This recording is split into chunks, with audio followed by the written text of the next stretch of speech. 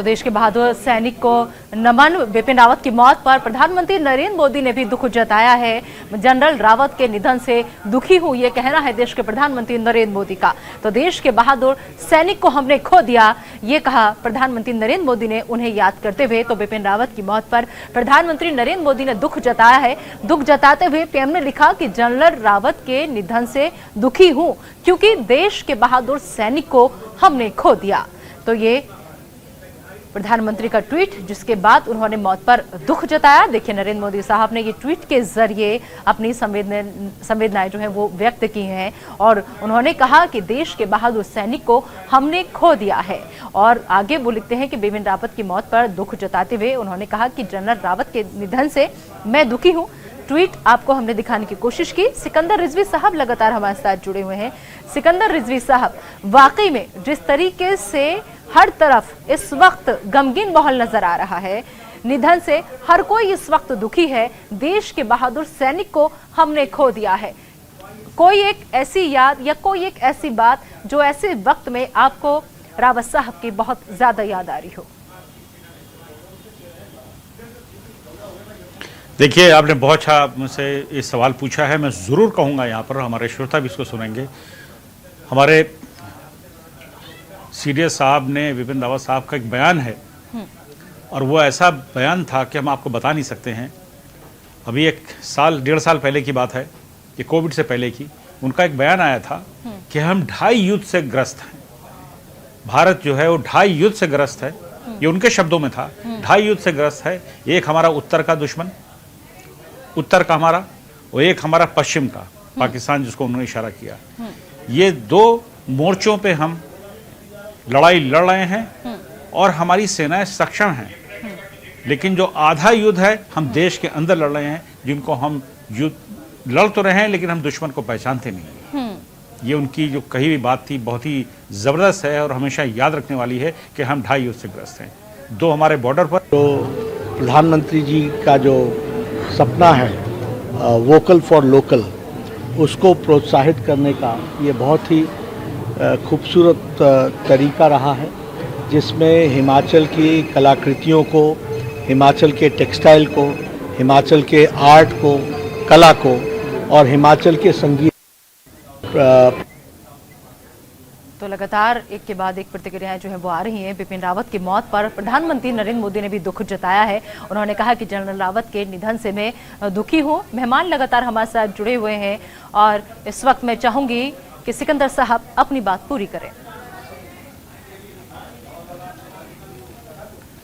जी, मैं बिपिन रावत जी की बात को मैं कह रहा था, जो उनका बयान जारी हुआ था आज से 1.5-2 साल पहले कि हम 2.5 युद्ध से लड़ रहे हैं। उनकी बात बिल्कुल सच है कि 2 तो हमारी सीमाएं हैं जिन पे हम मोर्चा ले रहे हैं, हमारी फौजें सक्षम हैं। लेकिन जो हमारे देश के अंदर आधा युद्ध हम लड़ रहे हैं, हम उन दुश्मनों को, देश के दुश्मनों को नहीं पहचानते हैं। और ये बयान बहुत दूर तक के गया था उनका और उन्हें बहुत सख्ती से कहा था कि हमारी फौजें सक्षम हैं और हम किसी भी टाइम जंग के लिए तैयार हैं।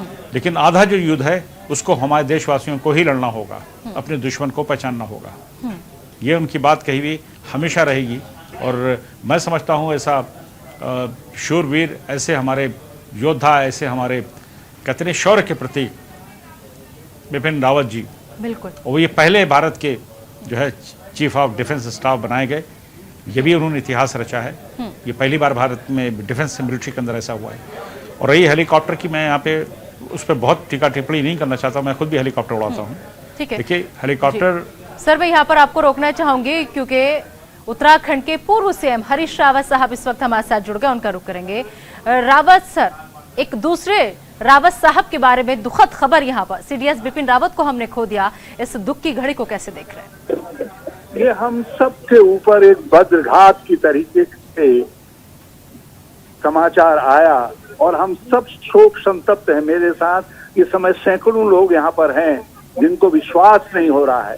दोपहर को जब दुर्घटनाग्रस्त होने की खबर आई थी, तो उस समय जब फिर समाचार आया कि उनको हॉस्पिटल ले जाया गया है, तो हम सब लोग भगवान बद्रीनाथ, केदारनाथ, धन्याल देवता, गुहेल देवता, उमिया देवता, सबसे प्रार्थना कर रहे थे कि भारत माता का ये महान लाल और उत्तराखंड का ये बिपिन रावत फिर से बाहर जिंदा आए और भारत के गौरव को बढ़ाने का काम और भारतीय सेनाओं का सीडीएस के रूप में नेतृत्व करे और हमारे दुश्मनों के सामने वो जिस तरीके से उनका नाम काल बन करके खड़ा हो जाता था, वो उनका नाम का उच्चारण जिस तरीके के सीमा के पार बैठे हुए हमारे विरोधियों के मन में, हमारे दुश्मनों के मन में, दहशतगर्दों के मन में एक भय पैदा करता था, वो उसी तरीके से भय पैदा करता रहे।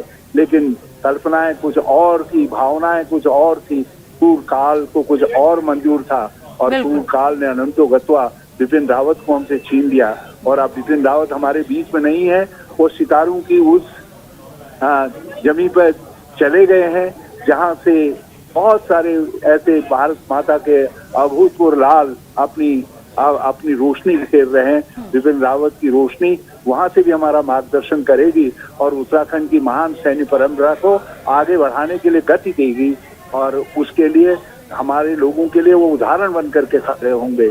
और भारत के जितने हमारे वीर परंपरा के लोग हैं, सैनिक हैं, उन सब के लिए जनरल रावत, बिपिन रावत एक हमेशा आदर्श बन करके खड़े रहे। बिल्कुल, उत्तराखंड का ये लाल जो आज आपके हमारे बीच नहीं रहा, हरीश रावत साहब, वो कोई एक याद जो आपको इस वक्त उनकी बेहद याद दिला रही हो? के पिता नहीं रहे तो उनका मैंने उनको संवेदना प्रकट करने के लिए टेलीफोन किया। तो पहले एक बार उनसे मेरी उनके पिता के जीवन काल में बहस हुई थी। उनके पिता जनरल लक्ष्मण सिंह रावत जी भारतीय थल सेना के उपसेनाध्यक्ष भी रहे थे। रिटायरमेंट के बाद मेरी उनसे आना जाना और थोड़ा दोस्तीपूर्ण संबंध बन गए थे। वो हमारे साथ राज्य आंदोलन में भी एक आध दो बार मीटिंग में आए थे और थोड़ा वो कांग्रेस लीनिंग के व्यक्ति थे। कांग्रेस की जो हमारे संवैधानिक लोकतंत्र है वो उसके बड़े भारी प्रशंसक थे जनरल लक्ष्मण सिंह रावत जी। तो जनरल बिपिन को जब मैंने कंडोलेंस के लिए टेलीफोन किया तो उन्होंने जिन शब्दों में मेरे अपने पिता के साथ संबंधों को दोहराया और जो बातें उन्होंने कही, वो आज जब उनके घायल होने की खबर आई तो उस समय से मेरे कानों में गूंज रही थी। और इस समय जब वो नहीं है तो मन के भाव नहीं रुक रहे हैं। और बिपिन, जहां भी आप हैं, आप महान थे, आप महान रहेंगे और आपकी महानता हमारे लोगों के लिए हमेशा प्रेरणा है। बिल्कुल, आप महान थे और आप हमेशा महान रहेंगे और एक जाबाज बहादुर अधिकारी के रूप में हमेशा हर देशवासी के दिल में आप जिंदा रहेंगे। और एक चीज और मैं यहाँ पर आपसे जानना चाहूंगी, हरीश रावत साहब, उत्तराखंड का ये बहादुर जवान, उत्तराखंड का ये बहादुर अधिकारी बाकी और नौजवानों के लिए कितनी प्रेरणा है उत्तराखंड के? लोगों के लिए अपने सामान्य स्वभाव के लिए लगता ही नहीं था कि इतना बड़ा जनरल है। हम तो हमारे तो जर्नली बड़ी बात है। मैं केंद्र सरकार में मंत्री रहा, बड़े बड़े पदों पर रहा, लेकिन एक जनरल शब्द अपने आप में ही एक कंपन पैदा करता है। यद्यपि हमारे उत्तराखंड के अंदर हमारी ये धरती में कुछ अद्भुतता है कि हमने कई लेफ्टिनेंट जनरल, उपाध्यक्ष, थल सेनाध्यक्ष भी दिए। बिपिन जोशी हमारे वो थे, वो भी उनका सूर्य भी मध्यकाल में ही जो है अस्त हो गया था। वो भी महान जनरल थे और उसी परंपरा में बिपिन रावत थे। लेकिन ये बहुत ही सहज सामान्य स्वभाव के व्यक्ति थे। ऐसा लगता ही नहीं था, लोगों को लगता था ये हमारे गांव का लक्ष्मण। तो जो हमारे गांव का बिपिन है, तो उस गांव के बिपिन के रूप में जो उनकी छवि है, वो उनके अड़ोस पड़ोस के लोग जो उनके संपर्क में रहे, उनके मन में हमेशा छाई रहती है। और जिन्होंने उनके साथ, जो उनके कोर्समेट हैं, जो उनके साथ काम किए हैं, जिनको उनको नजदीक से देखने का मौका मिला है, उनकी यादें कुछ और गहरी हो सकती हैं। मेरी कुछ बातचीत की यादें हैं उनके साथ, मैं वो मेरे मन में उथल पुथल मचा रही हैं। मैं उन शब्दों को याद करके भाव विह्वल हो रहा हूँ।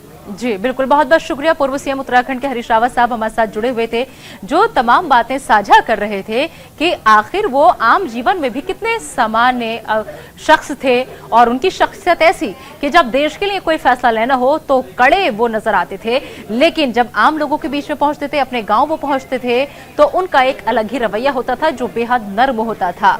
फिलहाल एक अहम खबर आपको हम बता दें, बड़ी खबर जो आ रही है वो ये आ रही है कि बैठक जो है सीडीएस की वो शुरू हो चुकी है और इस वक्त ये अहम खबर और इसके अलावा प्रधानमंत्री नरेंद्र मोदी साहब भी दुख जो है वो जता चुके हैं। तो सीडीएस बिपिन रावत को शहादत को आखिरी सलाम। आज पूरा देश सदमे में है क्योंकि हमारे बीच एक जवान अधिकारी, एक जवान ऑफिसर नहीं रहा और एक दर्दनाक हादसे में हमने उन्हें हमेशा के लिए खो दिया है। तो सीडीएस बिपिन रावत अब हमारे बीच नहीं रहे, पूरा देश सदमे में है।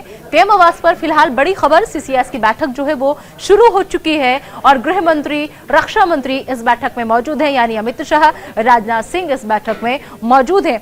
पीएम आवास पर फिलहाल ये बैठक हो रही है जो शुरू हो चुकी है। नमित ज्यादा जानकारी के साथ हमारे साथ जुड़ रहे हैं। नमित, खबर आ रही है कि पीएम आवास पर सीसीएस की बैठक शुरू हो चुकी है, कोई अपडेट?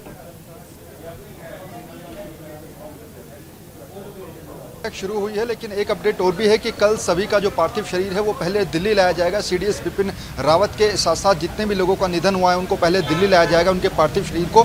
उसके बाद उनके जो जिला स्तर है या फिर जहाँ के हैं वो उनको उनके पार्थिव शरीर को वहाँ पर भेजा जाएगा। लेकिन फिलहाल जो बैठक हो रही है उसमें ये भी डिसाइड किया जाएगा कि आखिर ये जो हेलीकॉप्टर क्रैश हुआ है उसके पीछे की वजह क्या रही है, क्योंकि सुबह से जो खबरें निकल कर आ रही हैं दो वजह बताई जा रही हैं। पहला ये कि वहाँ पर मौसम खराब की वजह से जो है ये हेलीकॉप्टर क्रैश हुआ है। दूसरा ये कि क्या कोई तकनीकी कारण रहा है जिस वजह से ये हेलीकॉप्टर क्रैश हुआ है, क्योंकि इसके पीछे की वजह जानना सरकार के लिए इसलिए ज़रूरी है, जैसा बार बार हम लोग भी जिक्र कर रहे हैं कि खुद इसके अलावा बाकी सारे जो केंद्र सरकार के बड़े मंत्री हैं वो खुद इस हेलीकॉप्टर में सफ़र करते हैं, तो इसकी वजह जानना बेहद ज़रूरी है। और जो सुबह से खबरें आ रही थी कि जहाँ पर ये हेलीकॉप्टर क्रैश हुआ था उसके आसपास काफ़ी घना जंगल था और उससे जहाँ पर ये हेलीकॉप्टर क्रैश हुआ था उससे काफ़ी दूर सड़क थी। तो जब ये हेलीकॉप्टर क्रैश हुआ था उसके बाद जो कॉकटेल था या फिर जो फ्यूल टैंकर था या फिर कैबिन था उसके आसपास सभी जगह से आग लगी हुई थी। तो ऐसे में वहाँ पर किसी का भी बचना मुश्किल नज़र आ रहा था, क्योंकि वहाँ पर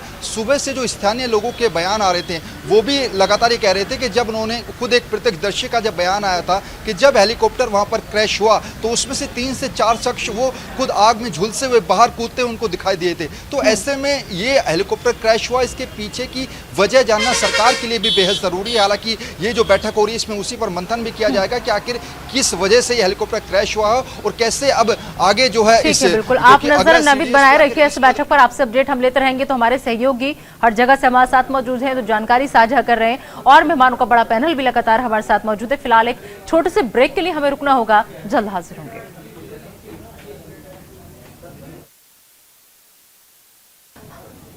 दशहरा का कार्यक्रम भी किया था, हमारी बेटी ने जो शस्त्र पूजन है वो जिया जी के साथ में मिलकर किया था।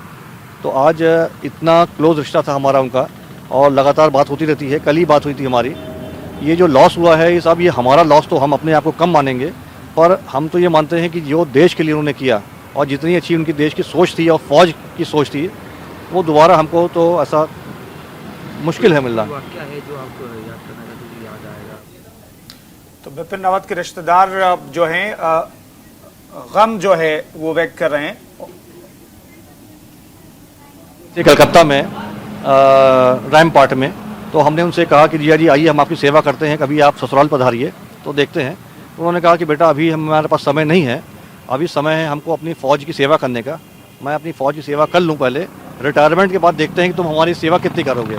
ऐसा उन्होंने मजाक में हमसे बात कही थी। जिस तरीके से और आइए उत्तराखंड के पूर्व मुख्यमंत्री तीरथ सिंह रावत का रुख लेते हैं, वो इस वक्त हमारे साथ जुड़ चुके हैं। तीरथ सिंह रावत साहब, उत्तराखंड ने आज एक बहादुर अपने लाल को हमेशा के लिए खो दिया, इस वक्त कैसे याद कर रहे हैं आप उनको? आज का दिन बहुत ही दुखदाई का दिन है और हमने एक देशभक्त और एक वीर और देश के रक्षक सपूत खो दिए हैं। आपके चैनल के माध्यम से मैं उनको अपनी संवेदनाएं, उनकी पत्नी को, साथ में जो हादसे में शहीद हुए हैं उनको अर्पित करता हूं। सीडीएस बिपिन रावत जी का जिस प्रकार का व्यवहार व्यक्तित्व था वो किसी से छुपा नहीं। इतने बड़े ओहदे होने के बाद भी एक बड़ा सरल और सामान्य बातचीत उनकी रहती थी, करते थे। लगता नहीं था कि इतने बड़े उस बैठे हैं और ऐसे वीर योद्धा और मैं कह सकता रणनीतिकार, क्योंकि रणनीतिकार इसलिए कह रहा हूँ, कारगिल का युद्ध हुआ और अभी पाकिस्तान के साथ चाइना जो हुआ, तो उसका जिस तरह कुशल नेतृत्व उन्होंने किया है और अपना जिस तरह उन्होंने दिखाई, तो एक स्मरणीय है और हम सब लोगों की यादें बनी रहेंगी। उनकी उन यादों को हम भूलेंगे नहीं। ये अपूर्णीय क्षति है हम सब के लिए, देश के लिए, और ऐसे उस पे मैं भगवान से ही प्रार्थना करता हूँ। बिल्कुल। कोई एक ऐसी बात तीरथ सिंह रावत साहब, कोई एक ऐसी बात जो आज आपको बहुत याद आ रही हो कि अगर वो आज होते तो ऐसा होता, या फिर अगर वो कल होते तो ऐसा होता, क्योंकि जिस हिसाब से आप उनके बारे में बता रहे हैं उससे हम समझ सकते हैं कि अगर देश के लिए कड़े फैसले लेने की बात हो तो वो उतने ही कड़क, लेकिन जब अपनों के बीच पहुंचे, अपने गांव पहुंचे, तो उतने ही नरम।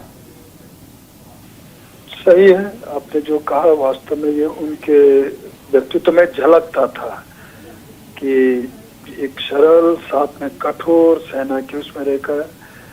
और पिछले जब मैं मुख्यमंत्री था तब वो देहरादून में आए थे और साथ में पत्नी भी थी आदरणीय मातृका जी, और मेरे साथ उनके मेरे घर में भोजन था, बल्कि मैंने तो उस समय, अब वो यादें हैं, यादें रह जाएंगी।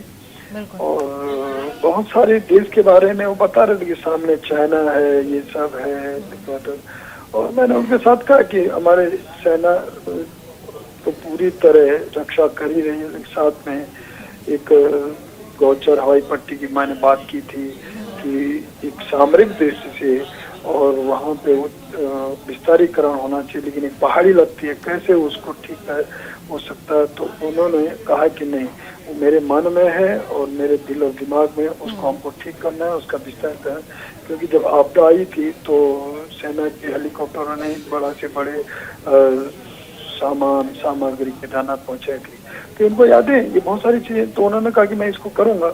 अभी उसके बाद मैं फिर दिल्ली में आया था, उन्होंने कहा कुछ मैं करना चाहूंगा, और बहुत सारे ऐसे अन्य लोगों से भी बातचीत उनके माध्यम से भी हुई। तो कुल में देश के प्रति तो एक थे ही और पूरी तरह समर्पित, लेकिन साथ में उत्तराखंड के लिए भी कुछ करना चाहते थे। अभी मैं घर पे उनके होके आया हूँ, तो उनकी बेटी से मिला, परिवारजनों से मिला, और उस समय तक तो ये था कि वो सकुशल लौट आएंगे, ऐसा लग रहा था। इलाज की बात चल रही थी बहुत सारा, लेकिन जैसे मैं घर में पहुंचा अभी तो एकाएक मालूम हुआ कि अब हमारे बीच में नहीं रहे। तो वो यादें फिर मुझे दिमाग में, मन में आने लग गई, और बहुत दिल को चोट पहुंची है, सभी को पहुंची है। और ऐसा इस तरह का जो आज हुआ, और एक हम सब लोगों के लिए। तीरथ सिंह रावत साहब, एक छोटा सा सवाल लेना चाहता हूं।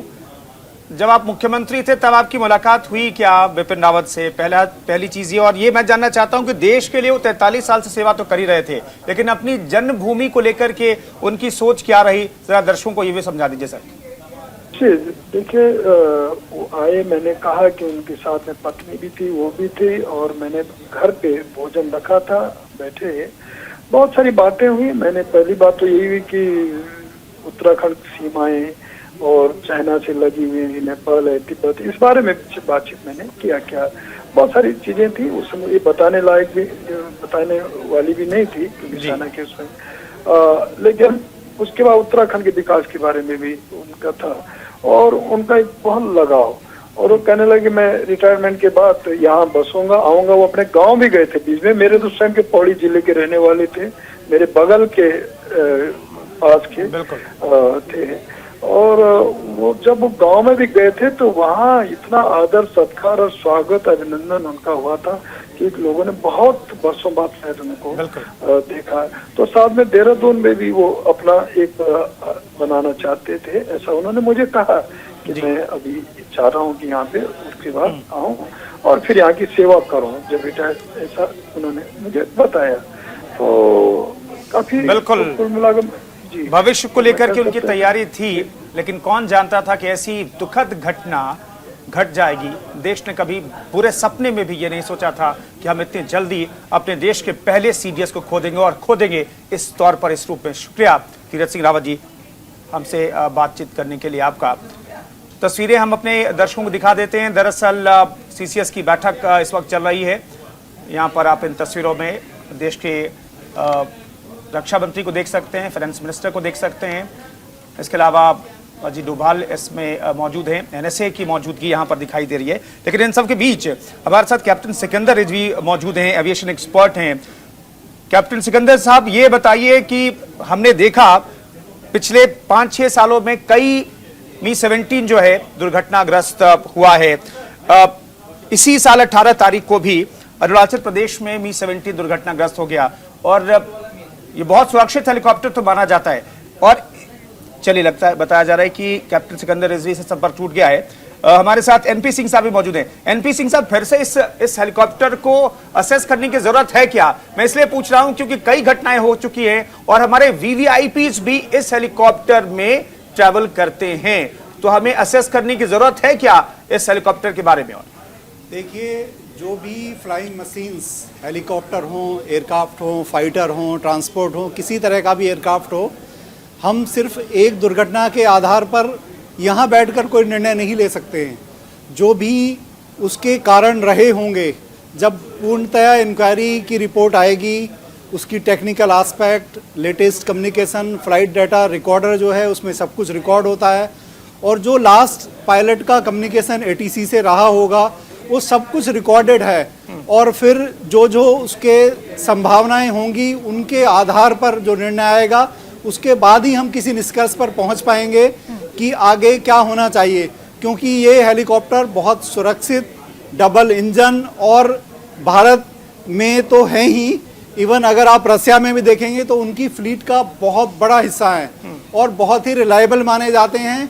यहाँ तक कि जो उपकरण हैं सभी के stand by two stand by, चाहे वो नेविगेशन के लिए हों, कम्युनिकेशन के लिए हों, रडार हों, किसी तरह की भी कोई संभावना टेक्निकली बचती नहीं है। लेकिन फिर भी कारण क्या रहा होगा और हमें आगे क्या करना है वो एक जांच की इंक्वायरी के बाद ही आएगा। बस इस समय सिर्फ यही कह सकते हैं कि हमारे देश के लिए, हमारे देश की सेनाओं के लिए ये बहुत ही दुखद और बहुत ही हर एक को दुख देने वाला एक ऐसी घटना है, एक ऐसा हादसा है जिसे हम एक्सेप्ट भी नहीं कर पा रहे हैं। बिल्कुल, और चाह करके भी भुला भी नहीं सकते हैं क्योंकि हमारे दिलों में हमेशा वो जिंदा रहेंगे। डॉक्टर एएस बहल साहब जो कि डिफेंस एक्सपर्ट हैं वो भी हमारे साथ जुड़े हुए हैं इस वक्त। बहल साहब, ये जो घड़ी है पूरे देश पर भारी है, आपकी हमारी सबकी आंखें नम हैं क्योंकि देश ये बुरी खबर नहीं सुनना चाहता था। लेकिन इससे भी बड़ी बात ये कि उनकी वो बेटियां जिनके ऊपर से माँ बाप का दोनों का साया उठ गया, इस वक्त उस परिवार पर क्या बीत रही होगी, उन बेटियों पर क्या बीत रही होगी? आप बिल्कुल सही कह रहे हैं कि देखिए, सबसे बड़ा धक्का हमारी सेना को जरूर मिला है, हमारी आर्म्ड फोर्सेस को जरूर मिला है, हमारे देश को जरूर मिला है, लेकिन जिन्होंने अपने आवाज आ रही है? इसी के चेयरमैन होने की नाते फिर रिंगारी पिछले कई बार हमारे आर्मी के बारे में पूछताछ करने के लिए मैं बिपिन रावत साहब को और उनके सारे ऑफिशियल्स को हम बुलाए थे। ढेर सारे सवाल उनको हम पूछे, जवाब भी मिले, कुछ जवाब मिलने के इंतजार भी है अभी। लेकिन एक बात हमें जरूर कहना पड़ेगा कि बिपिन रावत जी की जो शालीनता, संवेदनशीलता, सज्जनता, अनुभव, आज सब कुछ मुझे नए सिरे से याद होने लगी है जब सुना है मैंने कि उनको हादसे के चलते मौत हो गई है। मैं यकीन नहीं कर सकते अभी भी, क्योंकि पिछले 4 दिन पहले रात 8, साढ़े 8 बजे ओवर फोन पे उनसे मेरा बात हुई थी और आज वो नहीं है। मैं बताऊं तो क्या बताऊं,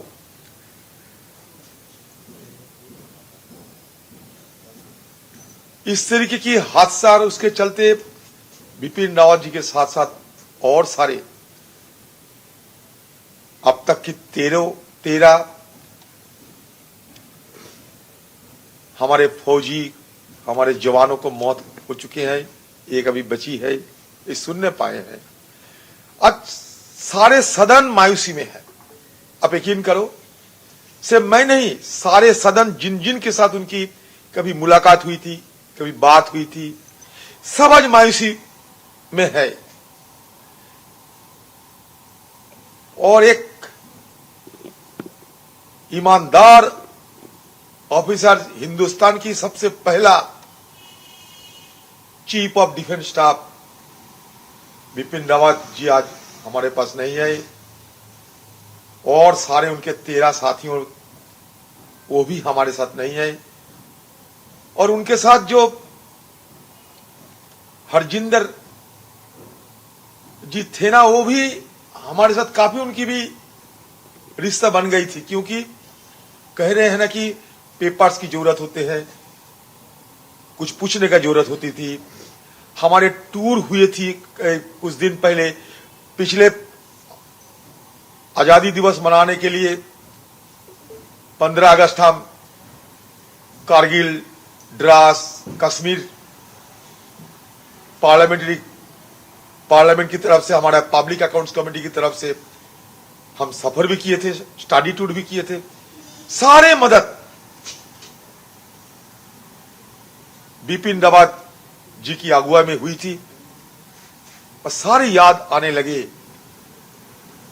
और